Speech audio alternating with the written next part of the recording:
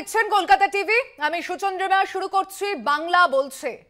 সন্দেশখালীর ঘটনার পর ইডির এফআইআর এবং সেই নিয়ে পুলিশ ইডি অফিসারদের বয়ান নিতে সেখানে যাচ্ছে, কিন্তু তার মাঝখানে যে প্রশ্ন কিছুতেই পিছু ছাড়ছে না, ঘটনা 96 ঘন্টা কেটে যাওয়ার পরও শেখ শাহজাহান কোথায়? এদিকে শেখ শাহজাহান নিয়ে বিরোধী দলনেতা শুভেন্দু অধিকারীর সঙ্গে তার যোগ নিয়ে তৃণমূল কংগ্রেস মাঠে নেমেছে।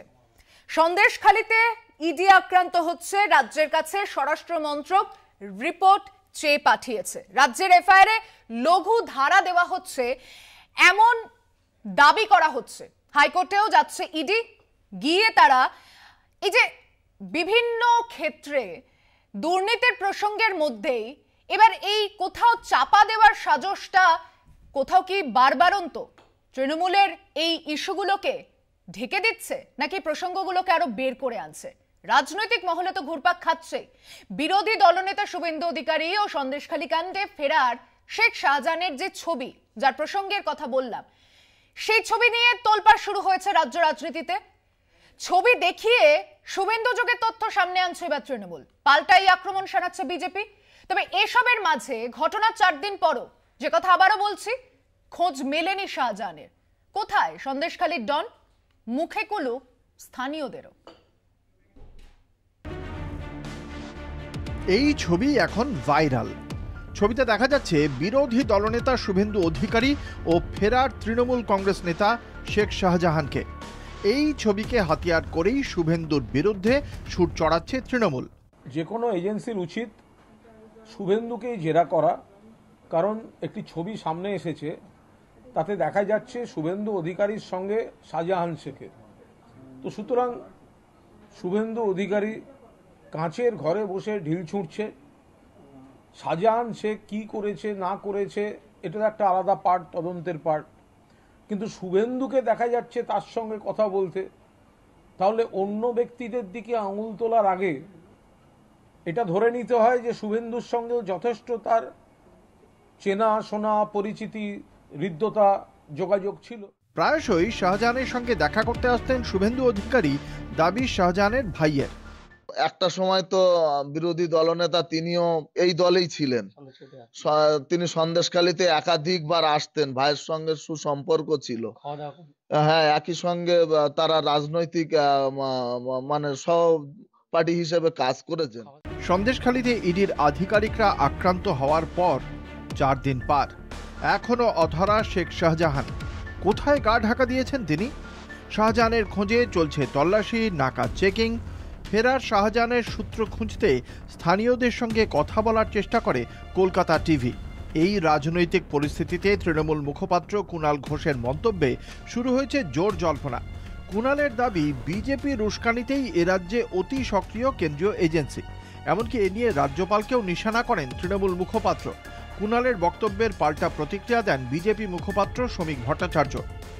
শুভেন্দু অধিকারী কেন বিজেপির কোন সর্বোচ্চ নেতাও শাহজাহানকে বিজেপিতে নিয়ে আসতে পারবেন না, এই ধরনের কথাবার্তা বলে পাপস্খলন করা যায় না। মানুষ তৃণমূলকে চিনেছে, শাহজাহানকেও চিনেছে। গত 30শে ডিসেম্বর সন্দেশখালীতে সভা করেন বিরোধী দলনেতা শুভেন্দু অধিকারী। মঞ্চ থেকে তিনি সরাসরি শাহজাহানের নাম নিয়েই আক্রমণ করেন।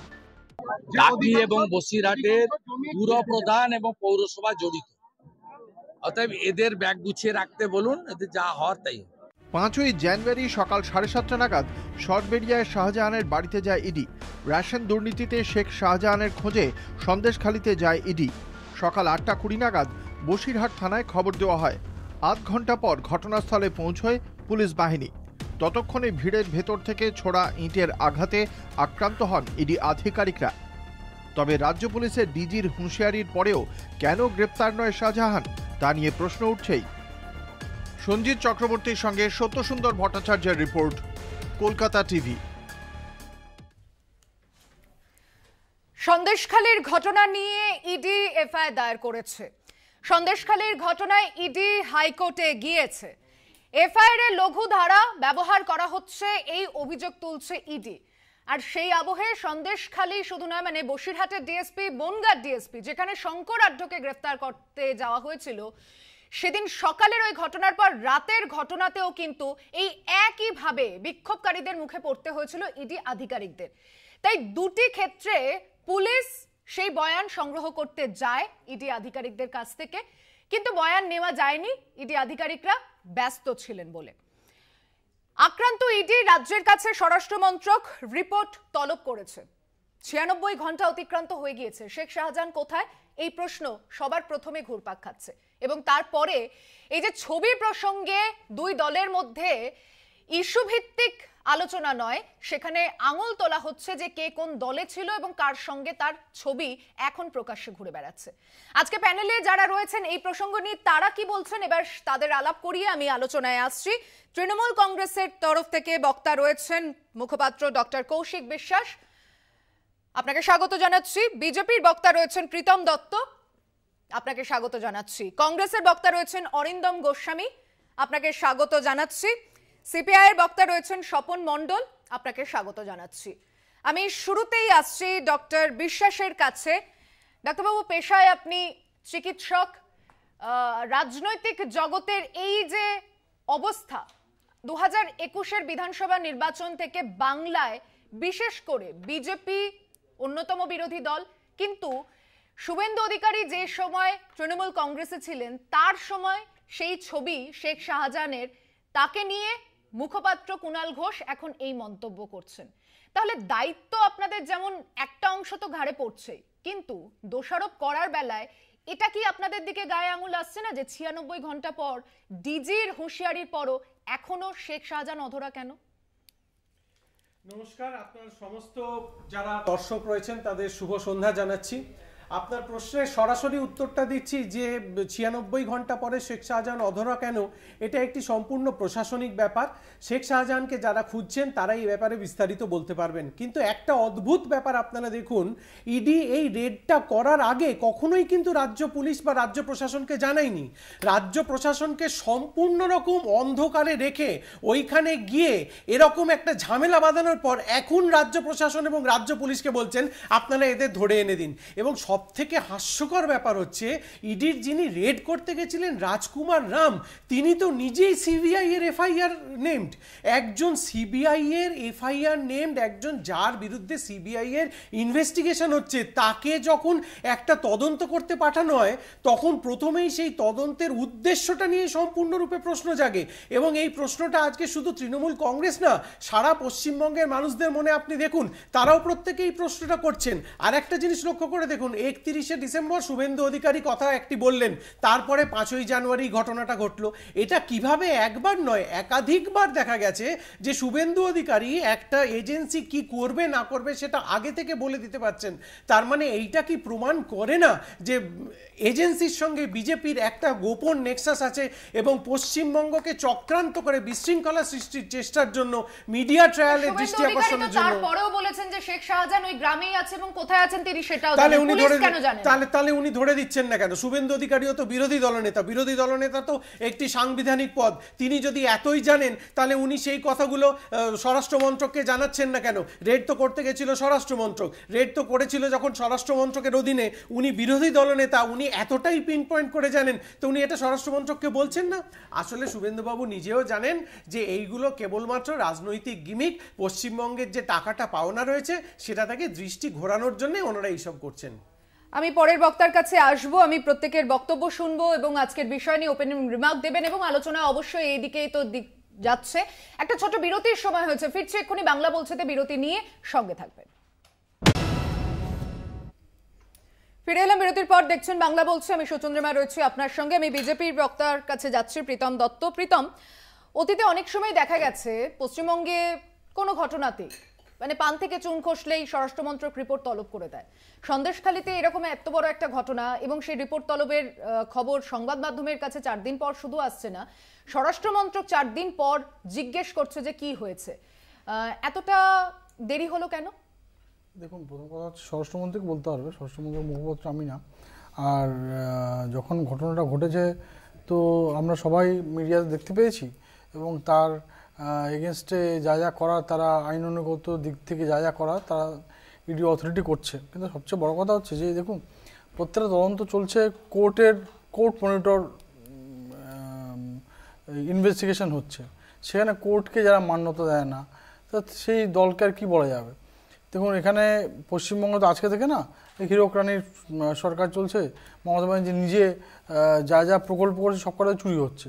আলটিমেটলি দেখা যাচ্ছে যে সব প্রত্যেকটা beneficiary as per Kunal Ghosh statement, যে প্রত্যেকটা যে চুরিগুলো হচ্ছে তার বেনিফিশিয়ারি হচ্ছে মমতা ব্যানার্জি নিজে স্বয়ং। তো সেখানে মমতা ব্যানার্জি চান বলেই আজকে ইডি অফিসাররা মার খাচ্ছেন। মমতা ব্যানার্জি চান বলেই আজকে এই যে সন্দেশখালীর যে এত বড় গুন্ডা, তার বাড়িতে কি দেখা যাচ্ছে? তার বাড়িতে দেখা যাচ্ছে আমফানের সময় যে ট্রিপলগুলো জনগণের দেওয়া কথা ছিল সেগুলো ওর বাড়িতে দেখা যাচ্ছে। আমফানের সময় যে খাবার টাবারগুলো দেওয়া কথা ছিল সেগুলো ওর বাড়িতে দেখা যাচ্ছে মজুদ হিসাবে। আমি ছবিতে দেখতে পেয়েছি বিভিন্ন মিডিয়ার রিপোর্টে। তো আজকে তো আমরা এগুলো সব নিজের চোখে দেখা যে মানুষ তো যেটা শোনে আর যেটা দেখে সেটাই বিশ্বাস করে। তো আজকে তৃণমূল চোর এটা প্রমাণিত হয়ে গেছে। আজকে সেখানে যখনই চোরকে ধরতে যাচ্ছে তখনই আজকে ওনারা কিছু লোকেদের লেলিয়ে দিচ্ছে, এবং প্রত্যেকটা লোকে এসে বলেছে যে আমরা শাহজাহান ভাইয়ের লোক, আমরা মিডিয়ার রিপোর্টসে দেখেছি। তো সেটা এরকম মমতা ব্যানার্জি নিজে বলেছেন, আমরা দেখেছি তো, যে কেউ যদি যায় তাহলে আপনারা ইডি অফিসাররা গেলে, সিবিআই অফিসাররা যদি চোর ধরতে যায় তাহলে আপনার হাতে খন্তি নিয়ে নেমে পড়বেন। এটা মমতা ব্যানার্জি নিজের বলা। তো মমতা ব্যানার্জি যেরকম বলছেন, যেরকম চাইছেন, আজকে রাজ্যটা সেরকমভাবেই চলছে। রসাতলা চলে গেছে, প্রার্থীরা চাকরি পাচ্ছে না, আজকে 1000 দিন ধরে রাস্তায় বসে রয়েছে, আর যারা চুরি করার তারা চুরি করে নিচ্ছে, আর এই তো হচ্ছে অবস্থা। আমি অরিন্দমের কাছে আসছি, কংগ্রেসের বক্তা। অরিন্দম, এই আবহে তৃণমূল কংগ্রেস বিজেপি একে অপরের দিকে কাদা ছোড়াছুড়ি করছে। কংগ্রেস নেতৃত্ব, রাজ্য কংগ্রেস নেতৃত্ব বিশেষ করে, তারা এখানে খোঁচা মারতে আবারও উঠে পড়ে লেগেছে যে কোথাও একটা সেটিং তত্ত্ব কাজ করছে। 4 দিনে এতটা ঢিলেমি কেন? এই তত্ত্বটাই বারংবার কেন সামনে আনতে হয়?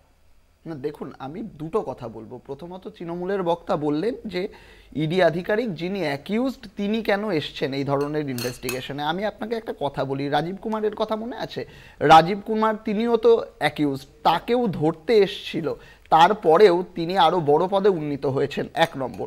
2 নম্বর, তিনি বললেন যে কেন পশ্চিমবঙ্গ প্রশাসন, পশ্চিমবঙ্গ পুলিশকে জানানো হয়নি। দেখুন, পশ্চিমবঙ্গ পুলিশকে না জানাতেই অত বড় মব এসে সরকারি কাজে বাধা দেওয়ার চেষ্টা করেছে, তারপরেও কি আপনার মনে হয় যে এটা জানানো উচিত ছিল?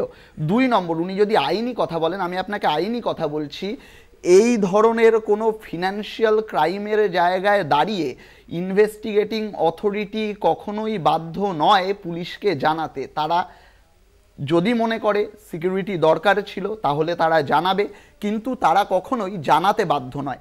3 নম্বর, যেই পুলিশ প্রশাসন মার খাওয়ার পরেও, সংবাদ মাধ্যম মার খাওয়ার পরেও, এই অথরিটিগুলো মার খাওয়ার পরেও, যেখানে খুনের চেষ্টা, সরকারি কাজে বাধা, মব লিঞ্চিংয়ের মতো কেস দেওয়া যেত, তাদের বিরুদ্ধে অত্যন্ত ছোট ছোট ধারা যাদের বিরুদ্ধে অ্যাপ্লাই করা হয়, তাদেরকে কি সত্যি ভরসা করা যায়? এই 3টে প্রশ্ন আমার থাকলো। আর সবশেষে আপনি বলছেন যে আমরা কেন বারবার করে সেটিং তত্ত্বের কথা বলছি। দেখুন, সেটিং তত্ত্বের কথা কেন বলবো না বলুন তো? যেখানে পশ্চিমবঙ্গের বিরোধী দলনেতা জানতে পারছে, সেই জায়গায় দাঁড়িয়ে যেখানে এতগুলো মানুষ জানতে পারছে যে এই ধরনের একটা ইনভেস্টিগেশন হতে যাচ্ছে, তারা বাধা দেওয়ার মতো পরিস্থিতি তৈরি করতে পারছে, তার মানে এটা সবাই সব জানে। শুভেন্দু অধিকারী নিজে জানে যে অ্যাকিউজড কোথায় লুকিয়ে রয়েছে, তারপরেও এই অ্যাকিউজডকে লুকিয়ে থাকার সুযোগ করে দেওয়া হয়েছে, 1 নম্বর। 2, যদি এটা নাই হতো তাহলে যেটা বললেন, যে তৃণমূলের প্রতিনিধিও বললেন যে শুভেন্দু অধিকারী যদি অ্যাকিউজড আর গিলটি দুটো আলাদা শব্দ। হ্যাঁ, আমি অ্যাকিউজডই বলছি, আমি অ্যাকিউজড বলেই বলছি। কে বোঝার মতো আপনার কাছে যে ইডি অফিসারদের আপনি কথা বলছেন, তারা কেউ দুধের শিশু নয়। তারা যখন তদন্তে গিয়েছে সন্দেশখালীর পর বনগা, সেই একই ঘটনায় তারা কেন বাড়তি পুলিশ চায়নি তখন? আমি না হয় ভদ্রতার খাতিরে অ্যাকিউজডই বলছি, গিল্ট বলছি না। আর অবশ্যই এটা তো চাওয়া উচিতই ছিল। এটা যদি স্টেট পুলিশে ভরসা না থাকে, আরও বেশি করে সিআরপিএফ নিয়ে যাওয়া উচিত ছিল। সমস্যাটা কোথায়? আমরা এই জায়গাতে দাঁড়িয়েই বলছি। দেখুন, এই লোকগুলো যে কত বড় মানে ষড়যন্ত্রকারী হতে পারে, এদের ক্ষমতা, এদের প্রতিপত্তিদের কত বড়, সেটা আপনারা দেখেছেন, সেটা তারা অতীত দিয়ে প্রমাণ করেছেন। আমি বলছি হয় না, যদি আদালতের তারা প্রমাণ করে দিয়েছে, হতে পারে দিয়ে কোনো কথা হয় না। আমি স্বপন বাবুর কাছে আমাকে 2 সেকেন্ড সময় দিন, আসবেন, বলবেন। এই বক্তব্য সেটিং তত্ত্বই হোক কি গ্রহণযোগ্যতা নিয়ে যখন প্রশ্ন উঠছে তদন্তকারী অফিসারদের, কোথাও আপনাদের এই তত্ত্বটা সামনে এসে নিজেদের গ্রহণযোগ্যতা কি আপনারা মানুষের কাছে ক্ষুণ্ণ করছেন না? মানে আপনারা সেটিং তত্ত্ব বলে স্বরাষ্ট্র মন্ত্রক রিপোর্ট চাইছে, এতে মানুষ কি বুঝবে? বিষয়টা হলো যে এমন পরিস্থিতি থাকে কিছু কিছু সময় আর কি, যে আপনি একেবারে সত্যি কথাটা বলছেন অথচ 99% মানুষ আপনাকে অবিশ্বাস করছে, আর যে ডাহা মিথ্যে কথাটা বলছে তাকে 99% মানুষ বিশ্বাস করছে। এরকম পরিস্থিতি কখনো কখনো থাকে। বিষয়টা হচ্ছে যে আমরা সেটিং তত্ত্বটা যে এখন বলছি তা নয়, আরও কয়েক বছর আগে থেকে বলছি। এই যে শাহজাহানকে ধরতে গেল, আপনারা দেখুন ভালো করে খেয়াল করে, কেন্দ্রীয় বাহিনী নিয়ে গেছে 8টা সাড়ে 7টা 8টা নাগাদ পুলিশকে, রাজ্য পুলিশকেও জানানো হয়েছে ইমেল করে। কেন্দ্রের যে প্রাক্তন স্বরাষ্ট্রমন্ত্রী পি চিদাম্বরম, তার বাড়িতে যখন সিবিআই হানা হলো রাত 12:30টার সময়, গেটটা কিন্তু লাগানো ছিল। আপনাদের মনে আছে যে বিশাল উঁচু পাঁচিল, সেই পাঁচিল টপকে সিবিআই ভেতরে ঢুকেছে, ঢুকে স্বরাষ্ট্রমন্ত্রীকে অ্যারেস্ট করে নিয়ে চলে আসা হলো।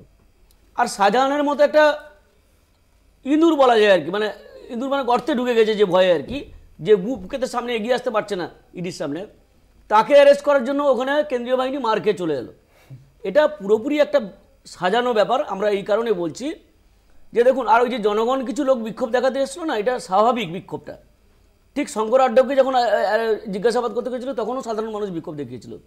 সাধারণ মানুষের বিক্ষোভ দেখানোর পেছনে একটা যথেষ্ট মানে একবারে যথাযথ কারণ আছে। এই কারণে আমি বলছি, তারা মনে করছে এখন যে লোকগুলোর কাছে আমরা 80% টাকা পৌঁছে দিয়েছি, যাদের কাছে 85% টাকা ভাগের টাকা আমরা পৌঁছে দিয়েছি, তাদেরকে ইডি ধরছে না, তাদের কাছে সিবিআই যাচ্ছে না। আমাদের মতো যে একটু নিচের তলা যারা আর কি, মানে যারা আমরা কালেক্টর হিসাবে বা অর্থ সংগ্রহকারী হিসেবে কাজ করছি, তাদেরকে ধরতেছে। এই ক্ষোভটা কিন্তু সাধারণ মানুষের মধ্যে সঞ্চারিত হচ্ছে। আমি বলছি দেখুন, এর দায় কিন্তু শুধু ইডি সিবিআইয়ের উপর পড়বে না, এর দায় দেশের আর্থিক মানে বৈষম্যের বিষয়ে চলে যাচ্ছে। না আর্থিক বৈষম্য থেকে বড় ব্যাপার, দেশের 10% মানুষের কাছে 90% সম্পদ আছে এবং বাকি 90%-এর কাছে সেই 10% সম্পদ আছে। বিষয়টা হচ্ছে যে এরপরে রাগটা তাহলে শুরু করতে হবে, এরপরে রাগটা হচ্ছে বিজেপি নেতাদের উপরে গিয়ে পড়বে। আমি বলছি জনগণের রাগকে তো এই একটা অনুষ্ঠানে বিচার করা, সেটা তো তাদের মুখের কথাও শুনতে হবে।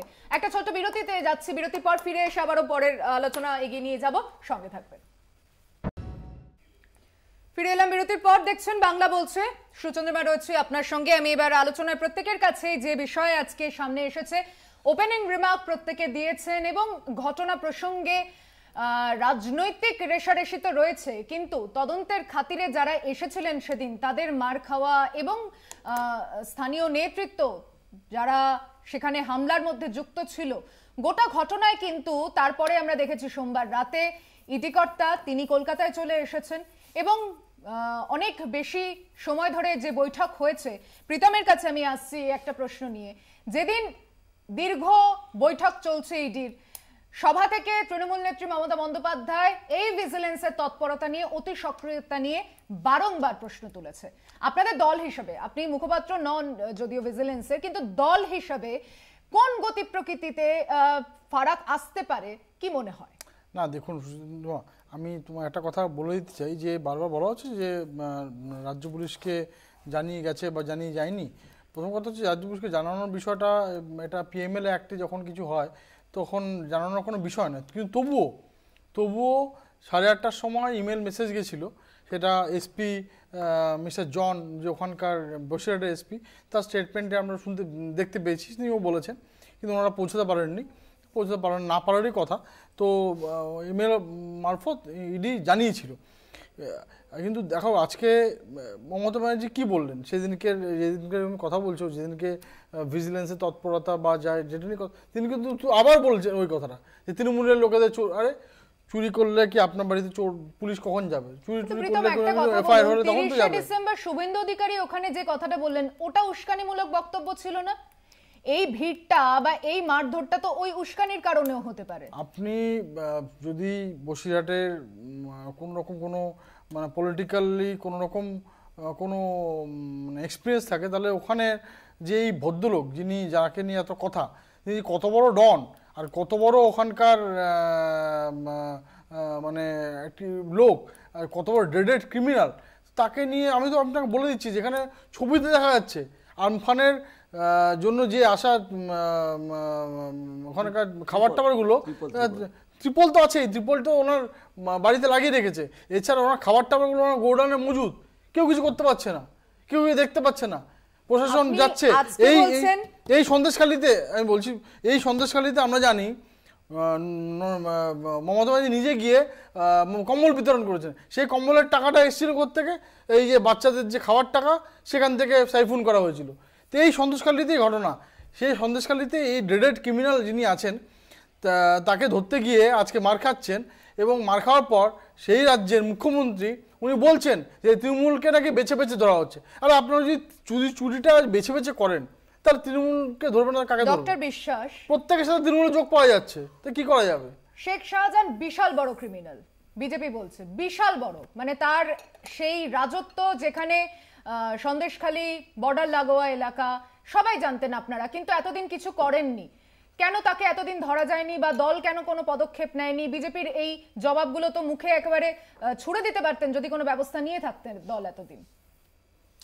দেখুন, আমাকে একটুখানি সময় দেবেন, আমাকে বেশ কতগুলো প্রশ্নের উত্তর দিতে হবে। প্রথম কথা হচ্ছে, ইনি যখন এত বড় একজন ড্রেডেড ক্রিমিনাল, ওনাদের ভাষায় একটু আগে আপনারাই ছবিটা দেখালেন শুভেন্দু অধিকারীর সঙ্গে একাধিকবার ওনার ছবি, সেই শুভেন্দু অধিকারীকে তাহলে আপনারা বিরোধী দলনেতা করেছেন কেন? যে ড্রেডেড ক্রিমিনালের সঙ্গে তার একাধিকবার ছবি এবং যোগাযোগ দেখা যাচ্ছে, শেখ শাহজাহানের ভাই অন ক্যামেরা বলছেন উনি বারবার দাদার কাছে আসছেন, তাকে আপনারা বিরোধী দলনেতা করলেন কেন? আমি আপনার মাধ্যমে আমাকে একটু বলতে দিন, আমি আপনার মাধ্যমে একটা মৌলিক প্রশ্ন করতে চাই। আচ্ছা, সেই দিনকে ইডি অফিসাররা কেন্দ্রীয় বাহিনী নিয়ে গেছিল, তাই তো? ইডি অফিসাররা কেন্দ্রীয় বাহিনী নিয়ে রেড করতে গেছিল। কেন্দ্রীয় বাহিনী কেন নিয়ে গেছিল? কেন্দ্রীয় বাহিনী নিয়ে যাওয়ার উদ্দেশ্য ছিল যে যদি কোনো আনটুয়ার্ড ইনসিডেন্ট ঘটে তাহলে কেন্দ্রীয় বাহিনী প্রোটেকশন দেবেন, তাই তো? তাই যদি হয় তাহলে কেন্দ্রীয় বাহিনী কেন ইডিকে প্রোটেকশন দিতে পারলো না? সেই ব্যর্থতার দায়ভাগটা কার? আজকে সম্পূর্ণ আন্তর্দেশীয় সীমান্ত কন্ট্রোল করে ভারতবর্ষের স্বরাষ্ট্র মন্ত্রকের অধীনে বিএসএফ। সেই স্বরাষ্ট্র মন্ত্রকের অধীনে বিএসএফটা কার আন্ডারে? অমিত শাহজির আন্ডারে। সেই ব্যর্থতার দায়িত্বটা কে নেবেন? আর একটা কথা বলি, এই যে ওনারা বারবার বলেন না চোর চুরি চোর চুরি, শুভেন্দু অধিকারী সিবিআই এর এফআইআর অ্যাকিউজ যাকে টিভিতে দেখা গেছে, আপনি বিশ্বাস করুন আমরা বহু বছর ধরে ওই যে বাচ্চাদের স্কুলের যে ডিবেটগুলো হয় না, স্কুলে পাড়ায় বিভিন্ন ডিবেট হয়, তো ওই ডিবেটে একটা প্রশ্ন খুব কমন, ভারতবর্ষে কোন রাজনৈতিক দলের জাতীয় সভাপতিকে অন ক্যামেরা চুরি করতে দেখা গেছে? একদম ফুটফুটে দুধর শিশুটা উত্তর দেয় বঙ্গারু লক্ষণ বিজেপি। আবার বাংলায় একটা প্রচলিত প্রবাদ আছে, সেই বিজেপি যখন চুরির কথা অন্যদের বলে তখন বাংলার সেই প্রচলিত প্রবাদটা বলে মনে পড়ে যায় যে দাদা একটু আস্তে কন, ঘোড়ায় হাসবো। আজকে এই যে কথা উঠছে যে একজনের বাড়িতে কোনো যদি তথ্য পাওয়া যায় তাহলে তাকে ডেকে নিতে হবে, তাহলে প্রসন্ন রায় মিডলম্যানের বাড়িতে দিলীপ ঘোষের বাড়ির দলিল পাওয়া গেল, তা সত্ত্বেও দিলীপ ঘোষকে কেন ডাকা হচ্ছে না? কাঁথি পুরসভা থেকে সারদার ফাইল হাওয়া, সেই সময় পুরসভার চেয়ারপারসন কে ছিলেন আপনারা খোঁজ নিয়ে জেনে নিন, যিনি ছিলেন শুভেন্দু অধিকারীর ভাই। আর কংগ্রেসের যিনি বললেন, আমার শুনে খুব ভালো লাগলো, আমরা এখন খুব দৃঢ়ভাবে মাঝে মধ্যেই মনে হয় যে কংগ্রেসের পশ্চিমবঙ্গের একটা অংশ সম্ভবত বিজেপির সঙ্গে সরাসরি আতাত করে রয়েছেন। কংগ্রেসের এখানে যিনি এসেছিলেন, কংগ্রেস বলছে আপনাদের সাথে সেটিং, আপনারাও বলছেন কংগ্রেস। আমি যেটা আপনাকে ওই জন্য বললেন কংগ্রেসের একটা অংশ আপনি ব্র্যাকেটের মধ্যে পড়ুন অধীর চৌধুরী অংশ বিজেপির সঙ্গে, এবং উনি যেভাবে বক্তব্য রাখছিলেন সেটা উনি বলছেন না বিজেপি বলছেন সেটা বুঝতে পারা যায় না। বিশ্বাস কিছুদিন পর এই নেতাদের সঙ্গে এক মঞ্চ ভাগ করতে হবে আপনাদের, হলেও হতে পারে। আমি বলছি যে একটা অংশ, আবারও আমি আপনাকে বলছি একটা অংশ। উনি যেটা বললেন মব লিঞ্চিং এর ঘটনা ঘটেছে, এতগুলো ঘটনা ঘটেছে, তারা কেন সেই ধারাগুলো দিতে পারেনি? যদি সেই ধারাগুলোর মতন দেওয়ার যখন হবে তখন যে যে ক্ষেত্রে ধারাতে ইডি অফিসারদের জিজ্ঞাসা করা হচ্ছে, আচ্ছা ভারতীয় সংবিধান তো সবার জন্য সমান, তাই তো? ভারতীয় সংবিধান ভারতবর্ষের 135+ কোটি লোকের জন্যই সমান। সেখানে ইডির আধিকারিকদের বিরুদ্ধে কেউ যদি একটা কমপ্লেন করেন তাহলে ইডির আধিকারিকরা তার পয়েন্টের জবাব দেবেন না কেন? সবচেয়ে হাস্যকর কংগ্রেসকে নিয়ে লাগে, রবার্ট ভাদ্রার কাছে যখন ইডি যায় তখন ইডি খারাপ, আর যখন তৃণমূলের কাছে ইডি আসে তখন কংগ্রেসের ওই পোর্শনটার তখন ইডি ভালো। এই দ্বিচারিতা থেকে কংগ্রেসকে সরে আসতে হবে। এবং সর্বশেষে একটা ছোট্ট কথা বলছি, সিপিআই এর যিনি বললেন যে সাধারণ মানুষ অর্থ সংগ্রহকারী, সাধারণ মানুষকে দয়া করে এইভাবে আপনি বলেছেন 85% যে সাধারণ মানুষ এসেছিল তাদের কারোর কাছে তৃণমূলের পতাকা দেখেছিলেন? আপনারা তৃণমূলের পতাকা কি সেই সাধারণ মানুষদের কাছে দেখেছিলেন? আপনারা দেখেননি। এবার এই 85% এই যে কথাটা বলেছিলেন সাধারণ মানুষ মানুষ কখনোই অর্থ সংগ্রহ করে নয়। এই তৃণমূলের সমস্ত নেতারা চোর, এই বীজ মন্ত্রটা ওনারা বিজেপির কাছ থেকে শিখেছেন। রাম বাম ভাই ভাই, এই তৃণমূলের সবাই চোর বীজ মন্ত্রটা শিখেছেন। শিখতে শিখতে ওনারা শূন্যে পৌঁছে গেছেন। এবার শূন্য থেকে ওনারা মহাশূন্যের দিকে যাবেন, শূন্য থেকে মহাশূন্যের দিকে যাবেন, কিন্তু তা ওনারা সেই রামের সঙ্গ ছাড়তে পারছেন না। কংগ্রেস তো যাবে না বলে দিয়েছে, রামের সঙ্গে তো যাচ্ছে না তো, মন্দিরে তো যাচ্ছে না।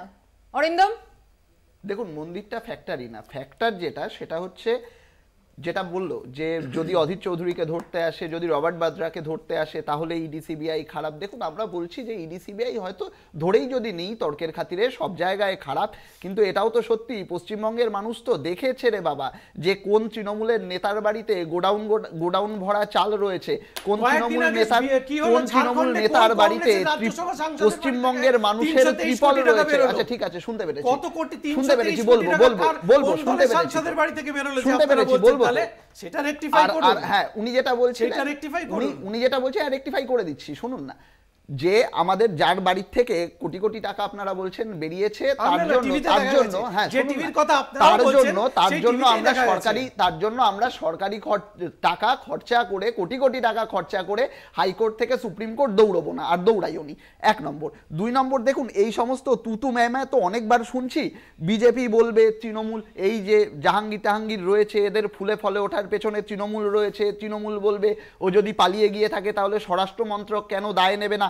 এই দায় দুজনের, এর থেকে পালিয়ে যাওয়ার কোনো রাস্তা নেই। কিন্তু সমস্যাটা কোথায় জানেন তো? সমস্যাটা হচ্ছে এই চোরগুলোকে ধরা নিয়ে আন্তরিকতার যতই অভাব থাকুক না কেন, এই ইডি যে মার খেয়েছে, সংবাদ মাধ্যম যে মার খেয়েছে, এর তো ফুটেজের কোনো অভাব নেই। সমস্যাটা হচ্ছে এই দুজনের সেটিংয়ে দাঁড়িয়ে যে একজন জানতে পেরে মব উস্কে দিতে পারছে, আর এরা গিয়ে একটা আইওয়াশ করে ফেরত আসতে পারছে যে ধরতে যাচ্ছি কিন্তু ধরতে পারছি না। এর মধ্যে দাঁড়িয়ে কোথাও না কোথাও এই ইডির আধিকারিক, সিবিআই এর আধিকারিক, এমনকি আপনারা পর্যন্ত সংবাদ মাধ্যমের চতুর্থ স্তম্ভ পর্যন্ত কোথাও না কোথাও গিনিপিগের শিকার। এই গিনিপিগ বৃত্তি যেটা হয়েছে, আর এই গোটা চিত্রনাট্যটা কারা বানাচ্ছে? আপনারা। গোটা চিত্রনাট্য কোথায়? চিত্রনাট্য তো তৈরি করছে, আমরা এটা প্রকাশ করছি, আমরা এটা দেখানোর চেষ্টা করছি যে সাধারণ মানুষ বুঝুন।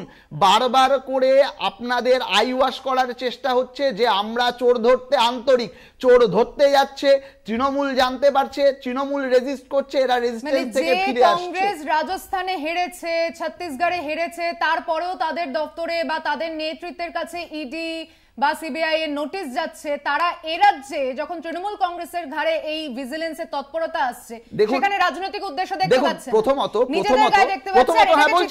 বলছি আপনার কথা বলছি, আমরা সব সময় বলছি যে সিবিআই কে বিজেপি রাজনৈতিক ভাবে ব্যবহার করছে, এইটা নিয়ে কোনো সন্দেহ নেই। তাই আমরা যখন ইডি বা সিবিআই এর তদন্ত চেয়েছি, প্রত্যেকটা কোর্ট মনিটরিং তদন্ত চেয়েছি। 2 নম্বর, না কোনো সিট শেয়ারিং কিচ্ছু নয়। আমরা পরিষ্কার করে বলেছি যে আমরা জানি যে ইডি সিবিআই কে রাজনৈতিক উদ্দেশ্য প্রণোদিতভাবে ব্যবহার করা হচ্ছে, আর সেই কারণেই ইডি সিবিআইও যেন কোথাও না কোথাও দায়বদ্ধ থাকে। সেই জন্য আমরা যখনই ইডি সিবিআই তদন্ত চেয়েছি, প্রত্যেকটা কোর্ট মনিটরিং তদন্ত চেয়েছি, পরিষ্কার। আর 2 নম্বর কথা হচ্ছে আপনি যেটা বারবার করে বলছেন সিট শেয়ারিং ইত্যাদি ইত্যাদি, দেখুন পশ্চিমবঙ্গ সিট শেয়ারিং এর ঊর্ধ্বে। আপনারা বারবার করে বলেন যে কংগ্রেস পশ্চিমবঙ্গে সিট শেয়ার করবে, তৃণমূলকে কত দেবে ইত্যাদি ইত্যাদি। আপনারা বারবার করে বলেন যে আমাদের হায়ার অথরিটি তৃণমূলের সাথে জোটে আগ্রহী। আমি বারবার করে বলছি পশ্চিমবঙ্গের ক্ষেত্রে highest authority is the Adhir Chowdhury, আর অধীর চৌধুরী বারবার করে বলে দিয়েছে তৃণমূলের সঙ্গে আমাদের কোনো সম্পর্ক নেই। সেটাই তো একই কথাই তো ঘুরে ফিরে আসছে। স্বপনদা, আসছি আপনার কাছে, একটা ছোট বিরতিতে যেতে হচ্ছে, ফিরছে কোনো বিরতির পর এই প্রসঙ্গ নিয়ে আপনার কাছে আসবো, সঙ্গে থাকবেন। ফিরে এলাম বিরতির পর, দেখছেন বাংলা বলছে, আমি স্বপন বাবুর কাছে আসছি, বামেদের বক্তা। স্বপন বাবু, কোথাও এই যে প্রসঙ্গটা উঠেছিল সিট শেয়ারিং নিয়ে, কোথাও দুর্নীতি প্রসঙ্গে, আপনারা তৃণমূলের সঙ্গে জোটে যাচ্ছেন না, এটা আপনাদের এখনো পর্যন্ত অবস্থান। যদি সাময়িক চিন্তা ভাবনা পরিবর্তন হয়, যখন ইন্ডিয়া জোট নিয়ে কথা হবে, আসন্ন লোকসভা নির্বাচন নিয়ে যদিও সবারই কৌশল এখনো পর্যন্ত স্থির হয়ে গিয়েছে, কিন্তু কোথাও তৃণমূলের ওপরে এই যে চাপ সৃষ্টি বা দুর্নীতি প্রসঙ্গে বিজেপির ন্যারেশনের ওপর আপনাদের এই বক্তব্য এখনো পর্যন্ত এ রাজ্যের মূল ইস্যুগুলোকে ঢেকে দিচ্ছে না? একেবারেই নয়। দেখুন, এই যে কথাটা বলছেন না যে তৃণমূলের উপর চাপ সৃষ্টি, কে চাপ সৃষ্টি করছে? বিজেপি। আপনি যদি বলেন, আপনার কথা যদি মেনে নিতে, তাহলে বিজেপি চাপ সৃষ্টি করছে। তাহলে চাপ সৃষ্টি করার পরিস্থিতি আছে বলে চাপ সৃষ্টি করছে। এখন বিষয়টা হচ্ছে যে কিন্তু তা সত্ত্বেও দেখুন, চাপটা সৃষ্টি যদি করে তাহলে সেটা হচ্ছে কি না, লোকসভাতে বারবার করে বিজেপির সর্বভারতীয় নেতারা এখানে আমরা বলে আসছে যে আমাদের রাজ্যের টার্গেট হচ্ছে 35টা সিট। তাহলে 35টা সিট না হয়ে দিলীপ ঘোষরা বলছে যে 35টা, বলছি আমরা 28টা থেকে 30টা হলেই আমরা সন্তুষ্ট। তার মানেটা কি, যে আকারে ইঙ্গিতে তৃণমূলকে বলছে যে দেখো, তোমরা হাজার হাজার কোটি টাকা চুরি করো, বিদেশে টাকা পাচার করো, এই ধরনের শাহজাহানের মতো লোকেদের সারা রাজ্য ছড়িয়ে দাও, জাহাঙ্গীরের মতো লোকেদের ছড়িয়ে দাও, যারা মানুষের গণতন্ত্র, ভোট সব কিছু লুট করবে। আমরা কিচ্ছু দেখব না, আমরা চুপচাপ থাকবো। আমাদের মোটামুটি কেন্দ্রের ক্ষমতাটা যেন একবারে মানে কনসলিডেটেড হয় আর কি।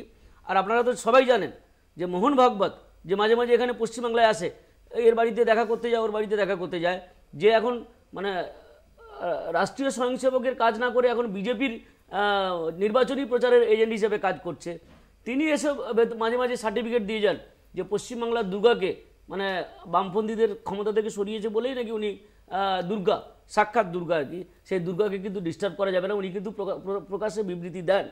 তাহলে বুঝতেই পারছি এই যে সেটিং কথাটা যে আমরা বলছি তা নয়, সেটিংটা ছিল, আছে এবং আগামী দিনেও থাকবে।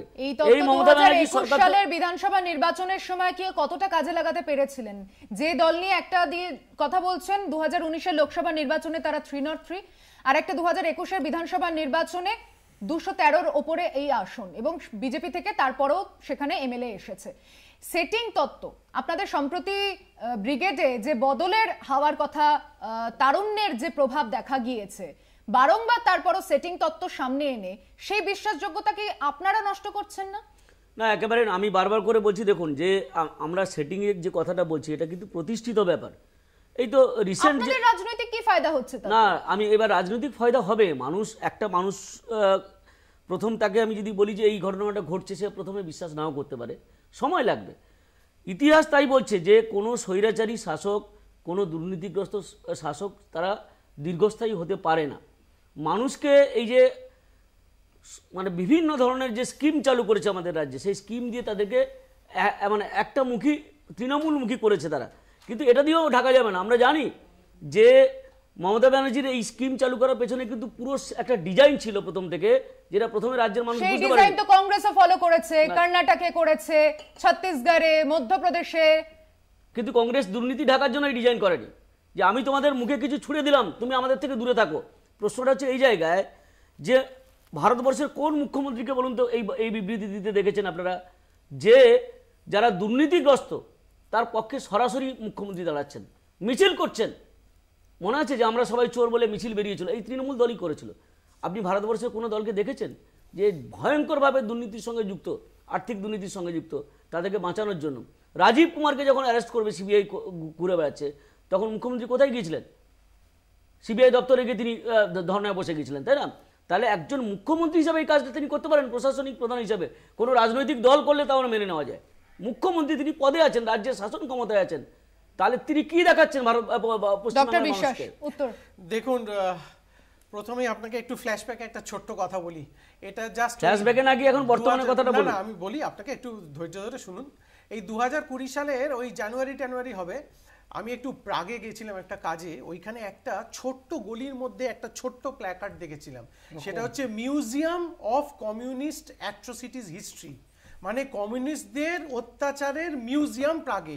আজকে কমিউনিস্টরা বলছে যে গণতন্ত্রকে হত্যা করেছেন 54,439 জন রাজনৈতিক বিরোধী, মোস্টলি কংগ্রেস, তাদের রক্তের রাঙা লাল হচ্ছে সিপিএম এর হাত। বোফার্স গান্ধী কে বলেছিলেন? ইন্দিরা গান্ধীকে দাঁড়ান শুনুন, ইন্দিরা গান্ধীকে ডাইনি কে বলেছিলেন?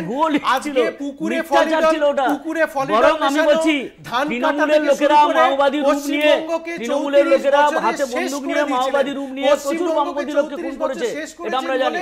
ওই স্বৈরাচারী সিপিএম কে পশ্চিমবঙ্গের মানুষ এমন ভাবে বিদায় দিয়েছে, মুখ্যমন্ত্রী থেকে শুরু করে 27 জন মন্ত্রী হেরে গেছিলেন। ওনারা হাঁটতে হাঁটতে হাঁটতে হাঁটতে এমন জায়গায় পৌঁছে গেছেন যে আজকে শূন্যে এসে থেকেছেন যে দলটা নিরবিচ্ছিন্ন শাসন করেছে। শুনুন, সেই গণতান্ত্রিক নির্বাচনের মাধ্যমে আজকে ওনারা আগামী 50 বছর শূন্যে থাকবেন এবং ওনারা কি ওনারা হেরে যাওয়ার আগে এই কাহিনীগুলো বলছেন, হেরে যাওয়ার আগে ওনারা এই সেটিং ফেটিং এর কাহিনী বলছেন। ওনারা জানেন ওনারা আবার শূন্য হবেন, আবার প্রসঙ্গে আসবো। বিতর্কের খাতিরে সেটিং প্রসঙ্গ এসেছে, কিন্তু আসল প্রশ্নের জায়গা থেকে আমরা সরবো না এবং সেই আলোচনাতেই থাকছে। একটা ছোট্ট বিরতি নিয়ে ফিরছি এক্ষুনি আলোচনায়। বাংলা বলছেতে সঙ্গে থাকবেন। ফিরে এলাম বিরতির পর, দেখছেন বাংলা বলছে। বিরতিতে যাওয়ার আগে সেটিং তত্ত্বের প্রসঙ্গ আসছে, কিন্তু তদন্তের প্রসঙ্গে ইডি যে কথাগুলো বলছে, এই যে লঘু ধারা ব্যবহার করা, পর্যাপ্ত পুলিশ সেখানে না থাকা, হাইকোর্টে তারা গিয়েছেন, সেখান থেকে কি বেরিয়ে আসে অবশ্যই সেদিকে নজর থাকছে। কিন্তু হাইকোর্ট প্রসঙ্গে যাওয়ার আগে এখনো যাকে নিয়ে এত জল্পনা, তাকে গ্রেফতার করার জন্য পুলিশের তরফ থেকে কি ব্যবস্থা, সেটাকে রাজনৈতিক দলরা কি আঙ্গিকে দেখছে। আমি প্রীতমের কাছে আসছি। প্রীতম, মানে দেখুন, আজকে আমার অবাক লাগে ইন্ডি জোটের আমার ডান দিক থেকে একদম নিয়ে ওইটুকু অবধি যারা বসে রয়েছে, তারা যখন ফিশ ফ্রাই খায়, চা খায়, বিরিয়ানিও খেতে পারে, জানি না কি খেয়েছে, তো তখন তারা ওইখানে কি কথা বলে, আর এখানে এসে একরকম কথা বলে। আর দিল্লিতে গিয়ে কুস্তি, এখানে দোস্তি, আর এখানে কুস্তি, আর দিল্লিতে দোস্তি। তো এইগুলো মানুষ দেখতে দেখতে দেখতে মানে অভ্যস্ত হয়ে গেছে যে এদের দ্বিচারিতার কথা। তো সুতরাং এদের কথা, এদের এই সেটিং মেটিং এসব যা খুশি বলে যাক, বিজেপির কাজ করে যাচ্ছে, বিজেপির গভর্নমেন্ট বিজেপির মানুষের জন্য কাজ করে যাচ্ছে, সেন্ট্রাল গভর্নমেন্ট তাদের জন্য কাজ করছে, এবং যে কটাই আপনার এখানে তদন্ত করে ধরা পড়ছে, সেই কটা সবকটাই কোর্ট মনিটর তদন্ত। আমাদের আইনের প্রতি ভরসা আছে, আইনের প্রতি আস্থা আছে। আমরা জানি যে আলটিমেটলি যত রাহক বোয়াল আছে, সে কালীঘাট থেকে শুরু করে সবাই যাদেরকে বেনিফিশিয়ারি বলে, এই তৃণমূলের মুখপাত্র কুণাল ঘোষ, সেই মমতা ব্যানার্জিও তারও একটা সময় এই জালে জড়াবে, কিন্তু আমরা এটা 100% শিওর। তার কারণ হচ্ছে বসিরহাট এত লোকেশন আপনারা জানেন, কিন্তু ইডির অফিসাররা জানে না। সেটাই এই দপ্তরটা কি করছে তাহলে? না, ইডির অফিসাররা জানে বলেই যাচ্ছে। কোন মন্ত্রকের অধীনে এই দপ্তর? ইডির অফিসাররা জানে বলেই তো যাচ্ছে দিদি। একমাত্র এমন একটা সরকার যেই রাজ্যে, এখানে এখন আপনারা জানেন নিশ্চয়ই সিবিআই ইডির কনসেন্টটা নেই, তো সেই জন্য সবকিছু আলাদা করে হয়। তবুও এই পিএমএলএ অ্যাক্ট আটকানোর জন্য পুরো ইন্ডিজোট একটা সময় সুপ্রিম কোর্টে গেছিল, তার লাভ কিছু হয়নি, তার লাভ হয়নি, পুরো ইন্ডিজোট গেছিল। সেখানে সিপিএম ছিল, সিপিআই ছিল, কংগ্রেস ছিল, টিএমসি ছিল। দরকার এখনই কাগজটা দেখিয়ে দেবো। ইন্ডি জোট নিয়ে আপনারা বারবার ইন্ডি জোট বলছেন। এনডিএ বলেও তো আর একটা জোট ছিল, দোস্তি দুশ্মনীতে আপনাদেরও দেখা গেছে। তো এখন যারা দোস্ত থেকে দুশ্মন হয়ে গেছে আপনাদের, তাদের দিকেও আপনাদের এই ইশারা থাকছে? এখন তো এনডিএ সরকার চলছে, এনডিএ জোট ছিল, আছে, থাকবে। তো এবং এখনো যে গভর্নমেন্টটা চলছে, সেটা এনডিএ গভর্নমেন্টই অনেক শরিক কোথায়? তো সুতরাং হ্যাঁ, পুরনো শরিক কোথায়?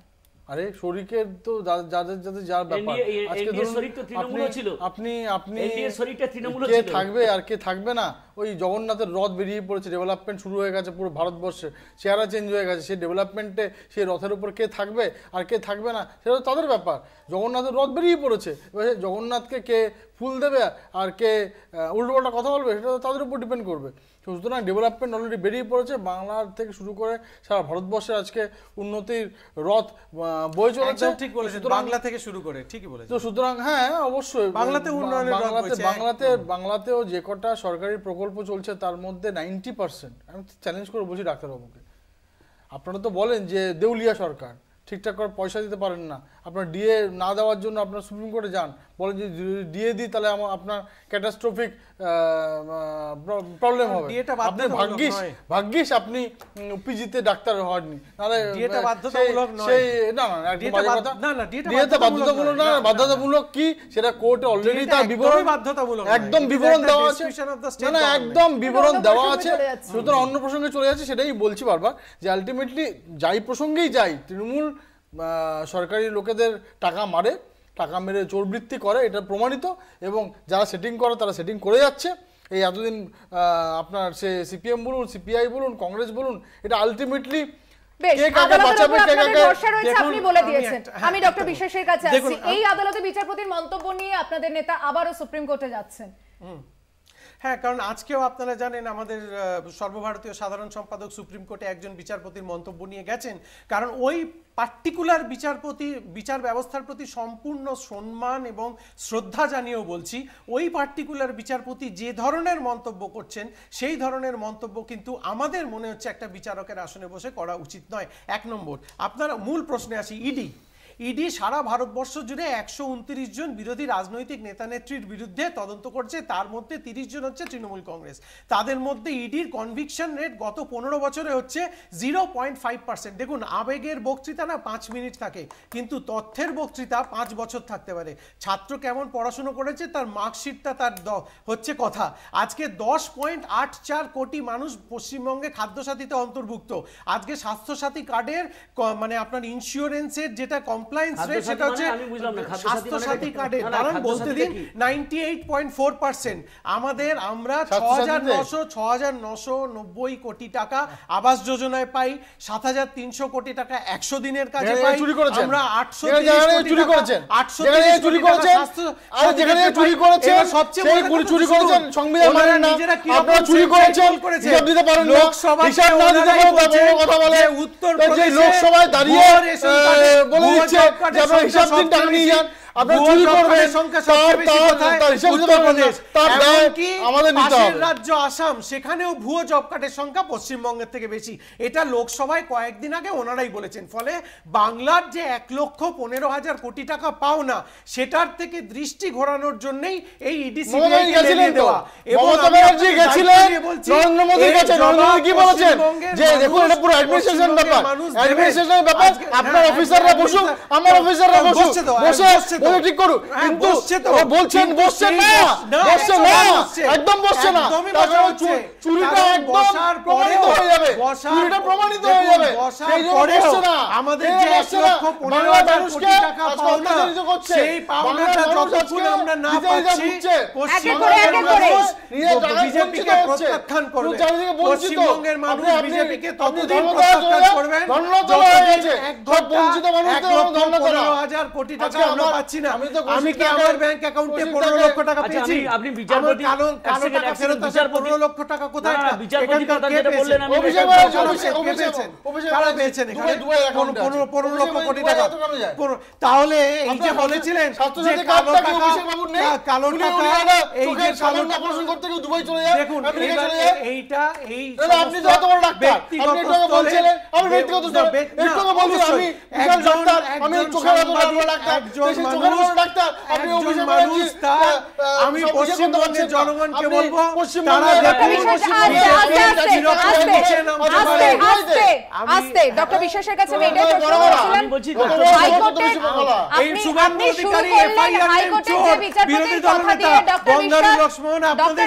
সভাপতি ছিল চোর। ডক্টর বিশ্বাস, আপনি শুরু করলেন হাইকোর্টের যে বিচারপতি প্রসঙ্গ দিয়ে।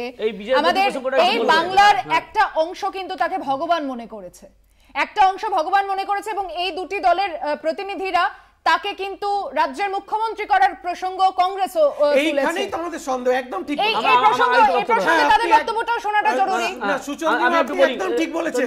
কিন্তু পার্টিকুলার রাজনৈতিক দল সেই বিচারপতিকে মুখ্যমন্ত্রী করার কথা ভাবছে, বাংলার মানুষের কথা আমি বলছি। সেখানেই তো সেই একটা অংশ কিন্তু তাকে ভগবান মনে করেছে। খুব ভালো কথা, খুব ভালো কথা। উনি বিচারকের আসন থেকে নেমে এসে নির্বাচনে প্রতিদ্বন্দ্বিতা করুন, দেখা যাবে কত ক্ষমতা, দেখা যাবে কত ক্ষমতা। ঘটনা হচ্ছে পশ্চিমবঙ্গের মানুষের একটা আস্থা, এটা কাউকে ছাড়বে না, বিচারপতিকে ছাড়বে না, একটা মানুষের ব্যবস্থাকে ছাড়বে না, সবাই বিচার ব্যবস্থাকে ছাড়বে না, বিচার ব্যবস্থাকে আপনারা কতটা ছেড়েছিলেন? ছেলেমেয়েগুলো উত্তরপ্রদেশে যখন 3 বছর আগে কি করেছিলেন আপনারা? বিজেপির পুলিশ বিচার দিয়েছে, যেই তৃণমূলের নেতার ছেলে মেয়ে তারা চাকরি করত, তাদের বেআইনিভাবে চাকরি করত, তাদের চাকরির থেকে ইস্তফা দিতে বাধ্য করে যোগ্য প্রার্থীকে যেই মানুষটা চাকরি দিয়েছে তার প্রতি পশ্চিমবঙ্গের মানুষের একটা সাধারণভাবেই আবেগ তো জন্মাবেই, একটা পছন্দের জায়গা জন্মাবেই, তার প্রতি আস্থা তো জন্মাবেই। সেই আস্থার জায়গা থেকেই অধীর রঞ্জন চৌধুরী বলেছেন উনি যদি মুখ্যমন্ত্রী পদপ্রার্থী হন তাহলে হয়তো বিচারটা দিতে পারবে। আর এই বিচারের জায়গা থেকেই দাঁড়িয়ে আমরা তো তৃণমূলের ওপর বিশ্বাস করেছিলাম। তৃণমূলের প্রতিনিধি বলছিলেন যে সিপিএম এই মেরেছে, কংগ্রেসকে মেরেছে ইত্যাদি ইত্যাদি, কংগ্রেসকে মেরেছে ইত্যাদি ইত্যাদি। আমরা তো ভেবেছিলাম যে তৃণমূল হয়তো কংগ্রেসের মৃতদের পরিবারগুলোকে বিচার দিতে পারবে। যেই মানুষটার অনুমতিক্রমে কংগ্রেসের নেতারা খুন হয়েছে তাকে মমতা ব্যানার্জি শহীদ দিবসে তার পাশে দাঁড়িয়ে করিয়ে রেখেছেন। দেখুন এই সমস্ত মানে খুব ছেঁদো কথা, এইগুলো নিয়ে বক্তব্যের কোনো জায়গাই নেই। বিজেপিও যেটা বলছিল বারবার করে যে আমরা ফিশ ফ্রাই খেয়েছি, আমরা সেটিং করেছি ইত্যাদি ইত্যাদি। দেখুন আমরা ফিশ ফ্রাই খেয়েও চোরকে ধরার কথা বলি, আর তোমরা কিছু না খেয়েও কি খেয়ে জানি না, হ্যাঁ চোরকে ধরার কথা। আর তোমরা কিছু না খেয়েও কার কাছ থেকে কোন মধু খেয়েছো আমরা জানি না, তোমরা কিছু না খেয়ে একজন হার্ডওয়্যারের দোকানদারকে তার বাড়িতে লক্ষ টাকার ঝাড়বাতি আর বাড়িতে এসকেলেটর বসানোর সুযোগ করে দিয়েছো, তাকে এসকেলেটরে চড়ার সুযোগ করে দিয়েছো। দেখুন আমরা তৃণমূলের সাথে একমত যে ভারতবর্ষের মতো একটা দেশ যেখানে মানুষের, সাধারণ মানুষের, গরিব মানুষের জন্য প্রকল্পগুলো দরকার, সত্যি এই দেশে স্বাস্থ্যসাথীর মতো প্রকল্প দরকার, সত্যি এদেশে মেয়েদেরকে একটা পয়সা দেওয়া, তাদের বিয়ের সময়, তাদের পড়াশোনার সময় দেওয়া দরকার। সত্যিই ভারতবর্ষে যে সমস্ত মানুষ তারা কাজ পায় না তাদেরকে 100 দিনের কাজে দেওয়া দরকার। আমাদের আপত্তি এই কোনো জায়গায় নেই, আপত্তি সেই জায়গাতেই যখন 100 জনের যদি ভ্যালিড ক্যান্ডিডেট থাকে সেই জায়গায় আমি 200 জন দেখাচ্ছি আর 100 জনেরটা তৃণমূল নেতারা মেরে দিচ্ছে। আমাদের আপত্তিটা সেই জায়গায়, আমাদের আপত্তিটা সেই জায়গায় যখন আমি 5000 টাকা সাইকেলের দাম দেখাচ্ছি আর সেই সাইকেলের কোয়ালিটিটা 2500 টাকা, আর ওই 2500 টাকা কাটমানি হিসেবে তৃণমূলের নেতাদের পকেটে যাচ্ছে। আমাদের আপত্তিটা সেই জায়গায়, আমাদের আপত্তিটা সেই জায়গায় যখন স্বাস্থ্যসাথীর কার্ডটা নিয়ে চিকিৎসা করাতে যাচ্ছে কিন্তু সেই স্বাস্থ্যসাথীর কার্ডটা হসপিটাল ছুঁড়ে ফেলে দিচ্ছে। আমাদের আপত্তিটা সেই জায়গা, প্রত্যেকটা ডিসিশন নেওয়া হচ্ছে ভুল কথা, সম্পূর্ণরূপে ভুল কথা। বিজেপি ন্যারেটিভ চেঞ্জ করেননি, বিজেপি ভুল অধিকারীকে বিরোধী দলে কেউ দুর্নীতি করলে পুরো দলকে দিয়েছিলেন, দলে কেউ দুর্নীতি করলে পুরো দলে দোষ থাকে। অধিকারীকে হাতে প্যাকেট দিতে দেখা গেছে বিরোধী দলনেতা শুভেন্দু অধিকারীকে বিরোধী দলনেতা হাতে প্যাকেট দিয়ে দেখা গেছে। এটা স্বীকার করেন কি করেন না? আপনাদের বিজেপি সদর দপ্তর থেকে তার বিরুদ্ধে যেটা টিভিতে বার করেছিলেন সেটা স্বীকার করেন কি করেন না? শুভেন্দু অধিকারী কি সেটা আগে বলেন। শুভেন্দু অধিকারীকে টাকা নিতে দেখা গেছিল হ্যাঁ কি না? শুভেন্দু অধিকারীকে টাকা নিতে দেখা গেছিল। আপনাদের কেন্দ্রীয় সম্পাদক অনুপম হাজরা কি বলছে? আপনাদের কেন্দ্রীয় সম্পাদক অনুপম হাজরা কি, প্রাক্তন কেন্দ্রীয় সম্পাদক কি বলেছিল নিজে দেখে নিন। জয়সার সম্পত্তি এত গুণ বাড়লো কিনা সেটা আগে বলুন। প্রথম কথা হচ্ছে যে কুণাল ঘোষ নিজে বলেছে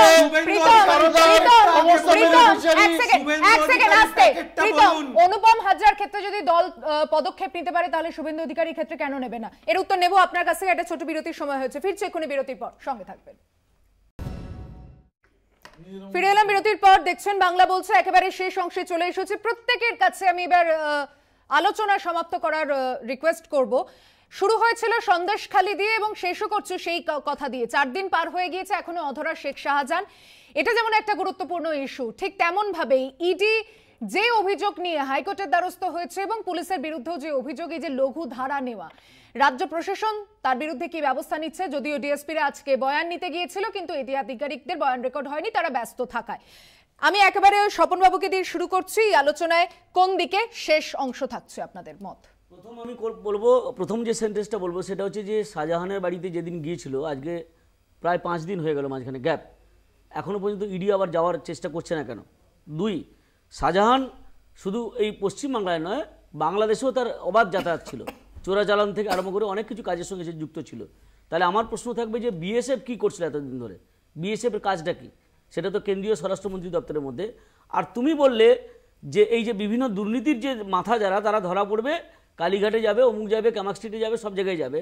আমার একটা প্রশ্ন তোমার কাছে থাকলেও বিনীতভাবে তুমি উত্তরটা দেবে যে কুণাল ঘোষ তার দলের মুখপাত্র এখন যিনি, সে যখন একবারে প্রকাশ্যে ঘোষণা করেছিল যে সবকিছুর বেনিফিশিয়ারি হচ্ছে মমতা বন্দ্যোপাধ্যায়, আজকে তোমাদের সিবিআই একটা নোটিশ ধরিয়েছে মমতা ব্যানার্জিকে, এতদিন হলো না না আমি বলছি বিজেপি সরকারের যে সিবিআই আর কি একটা নোটিশ ধরিয়েছে মমতা ব্যানার্জিকে, তাহলে এখান থেকে সেটিংটা প্রতিষ্ঠিত হচ্ছে। আর অন্য কিছু কথা বলা যাবে না। ঘটনা হচ্ছে কনক্লুশন এইটুকুই হওয়া উচিত যে ভারতবর্ষের এই যে অথরিটিগুলো রয়েছে তাদের যেন এই ধরনের দোষীদের বিরুদ্ধে তদন্ত করতে যে আন্তরিকতা, সেই আন্তরিকতার অভাব না থাকে। আর শেষ এইটুকুই যে পশ্চিমবঙ্গের পুলিশ, পশ্চিমবঙ্গের প্রশাসনও যেন রাজধর্মটা পালন করে। এইটুকু যদি করে তাহলেই আলটিমেটলি দেখবেন যে এই সমস্ত যত ছোট চোর, বড় চোর, মাঝারি চোর রয়েছে সব জেলে যাবে।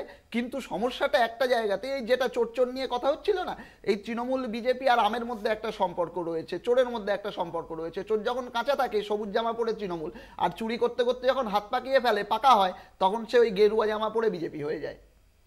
ডক্টর বিশ্বাস, দেখুন খুব সংক্ষেপে বলছি যে তৃণমূল কংগ্রেস সবসময়ই চায় যে অত্যন্ত স্বচ্ছ এবং দ্রুত তদন্ত প্রক্রিয়া শেষ হোক এবং তার মাধ্যমে যারাই দোষী সাব্যস্ত হবেন তাদের শাস্তি হোক।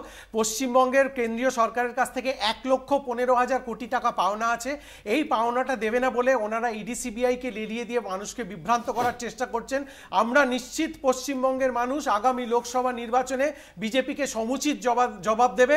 পশ্চিমবঙ্গে আগামী লোকসভা নির্বাচনে ভাঙা পায়ে গোলের বন্যা, বাংলায় আবার অগ্নিকন্যা, লোকসভা নির্বাচনের রেজাল্টের দিন পশ্চিমবঙ্গে আবার সবুজ ঝড় বইবে, এই কথাটা আজকে আমি আপনাদের বলে গেলাম। প্রীতম, না দেখুন, প্রথম কথা হচ্ছে এমন একটা রাজ্য যে রাজ্যে কনস্টিটিউশনালি তদন্ত করতে এসে লোকজন মার খায়, তার কারণে যে মুখ্যমন্ত্রী নিজে চোর বলে, মুখ্যমন্ত্রী চায় যে চোরেরা যেন এরকমভাবেই যেন ধরা না দেয়। তার কারণ হচ্ছে যে ওনাদেরই মুখপাত্র বলেছে যে সবচেয়ে বড় বেনিফিশিয়ারি হচ্ছে মমতা ব্যানার্জি নিজে স্বয়ং। আর একটু আগে বামফ্রন্ট যিনি বললেন, আমি চেষ্টা মানে ওনাকে জিজ্ঞেস করছি, যখন আপনারা সীতারাম ইয়েচুরি একসাথে বসে চপমুড়ি আর বা ফিশ ফ্রাই খেয়েছেন, তখন এটা বলতে পারেননি যে আপনি তো নিজে চোর, আপনি পারলে রেজিগনেশনটা দিয়ে দিন? তারা সেগুলো কথা না। তার কারণ হচ্ছে এই পুরো ব্যাপারটাই, পুরো যে 2024-এর ইলেকশনটা আসছে, সবটাই চোরে মাসুদো ভাই একসাথে করে ইন্ডিজোট হয়েছে।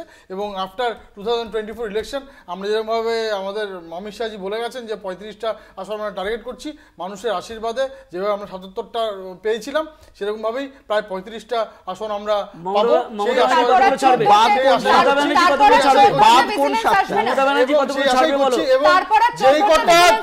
ধরা পড়বে, আমাদের সবার আস্থা রাখুন, আমাদের কোর্টের প্রতি আস্থা আছে। যত বড় ছোট চোর, মাঝারি চোর, তত তৃণমূলের সব চোর ধরা পড়বে।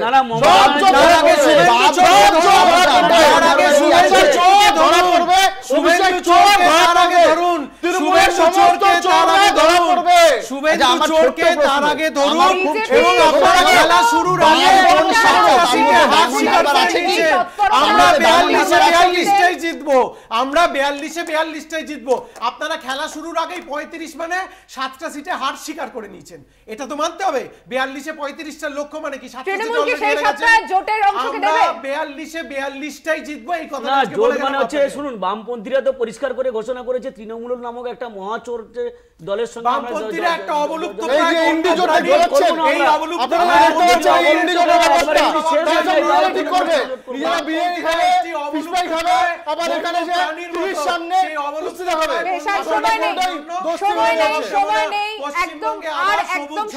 ধন্যবাদ চারজনকেই আজকে অনুষ্ঠানে আসার জন্য। ধন্যবাদ এতক্ষণ যারা টেলিভিশনের ওপারে আমাদের অনুষ্ঠানের সঙ্গে ছিলেন। বাংলা বলছে এখানেই শেষ করছে। অন্যান্য নানান খবরের জন্য দেখতে থাকুন কলকাতা টিভি, রাত দিন 7 দিন।